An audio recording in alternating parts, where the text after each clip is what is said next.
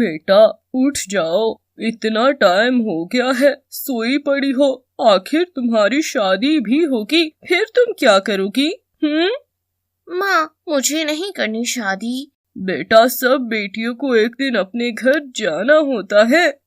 माँ, मुझे कहीं नहीं जाना, यही मेरा घर है, मैं यहीं आप और पिता के साथ रहूंगी। अरे देखो, मैं अपनी बेटी के लिए क्या लेकर आया हूँ। उठो, जल्दी से नाश्ता करे। देखो माँ, उधर ससुराल में मेरा कौन इतना ख्याल रखेगा? बेटा, सास ससुर भी माता पिता ही होते हैं। अच्छा, छोड़ो भाई, अभी नहीं करनी हमने अपनी बेटी की शादी। रूही बहुत प्यारी थी, बाप की लाडली और माँ की आंख का तारा थी। ऐसे ही वक्त गुजरता है और रूही की शादी हो जाती है। तुम्हारा पहला दिन है, इसलिए मेरी कुछ बातों को गौर से सुन लो। जी माँ जी। सुबह 5 बजे उठ जाना और नहा लेना और फिर रसोई संभाल लेना। हमारे यहाँ बहू पहले ही दिन से रसोई संभाल लेती हैं। हाँ माँ, भाभी का पहला दिन और तुम उसे कितना काम बता रही हो। तू चुप कर, तुझे क्या पता। और हाँ राज, ले जाओ अब बहू को उसके कमरे में। जी माँ जी। ऐसे ही अगले दिन रूही सुबह 4 बजे उठती है और रसोई का काम सारा संभाल लेती है। वे पूरे परिवार के लिए नाश्ता बनाती है। अरे रूही, बड़े मजे का खाना बनाया है। हाँ भाई, भाभी के हाथों में तो बहुत जायका है। कहाँ जायका है बहू? तुझे ये नहीं पता था कि पहले रसोई में मीठा भी बनाते हैं? तेरी माँ ने तुझे क्या कुछ नहीं बताया? रूही ये सब बातें सुनकर बहुत परेशान हो जाती है। उसको अपनी माँ का घर बहुत याद आता है, जहाँ वो कोई काम नहीं करती थी। रूही क्या हुआ? अरे तुम्हारी आंखों में आंसू? नहीं, वो ऐसे ही माँ की याद आ गई। देखो, ये तुम्हारा अपना घर है, तुम मुझसे सब कुछ शेयर कर सकती हो। और हाँ भाभी, मैं भी आपकी नंद नहीं, दोस्त हूँ। रूही ये सब सुनकर बहुत खुश हो जाती है, लेकिन जानकी को बहुत गुस्सा आता है। अच्छा, अब मैं ऑफिस चलती।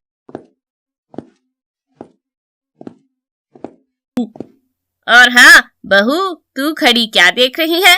शादी में मसरूफियत बहुत थी। हमारे यहाँ कुछ कपड़े धोने वाले हैं, वो धो दो। माँ, भाभी थक गई होगी, वो सुबह से रसोई में थी। तो क्या करूँ? अब इस उम्र में क्या मैं काम करूँ? और तेरा तो कॉलेज का टाइम है, तू क्या कॉलेज नहीं जाएगी आज? कोई बात नहीं माँ जी, मैं धो लूंगी। अरे बहू, अगर कपड़े धो लिए हो तो जरा झाड़ू भी दे देना। वो माँ जी, मेरी थोड़ी तबीयत नहीं ठीक लग रही। ज्यादा नौटंकी करने की जरूरत नहीं है। मैंने तो अपने घर कभी काम किया ही नहीं था और सासू माँ पहले ही दिन मुझसे इतना काम करवा रही है। इतना ज्यादा काम करने की वजह से रूही की तबीयत ज्यादा खराब हो जाती है। हाय, मुझे तो चक्कर आ रहे हैं। मामा, भाभी किधर है? मुझे क्या पता, होगी अपने कमरे में लेटी हुई। भाभी, क्या कर रही हो तुम? कुछ नहीं, वो थोड़ी तबीयत नहीं ठीक, चक्कर से आ रहे हैं। भाभी, तुम्हें तो बुखार लग रहा है, मैं अभी चाय बना कर लाती हूँ। इस तरह काजल अपनी भाभी का बहुत ज्यादा ख्याल रखती है। काजल, तुम्हारा बहुत शुक्रिया, तुम मेरी छोटी बहन हो। हाँ, मैं तो बहन ही हूँ। लेकिन जानकी राज और काजल के जाने के बाद रूही से सुबह से शाम तक काम करवाती और वे चुपचाप सब करती कि एक दिन सब ठीक हो जाएगा। अरे बहू, मेरे लिए खाना ले आओ। ये लो माँ। इतना नमक खाने में तूने जानबूझकर सब किया है ना मेरे साथ। अब तुझे मैं बताती हूँ इसकी सजा क्या है। जानकी रूही को एक कमरे में बंद कर देती है। माँ जी, ऐसे ना करो मेरे साथ, मैंने सब जानबूझकर नहीं किया। माँ जी, निकालो मुझे।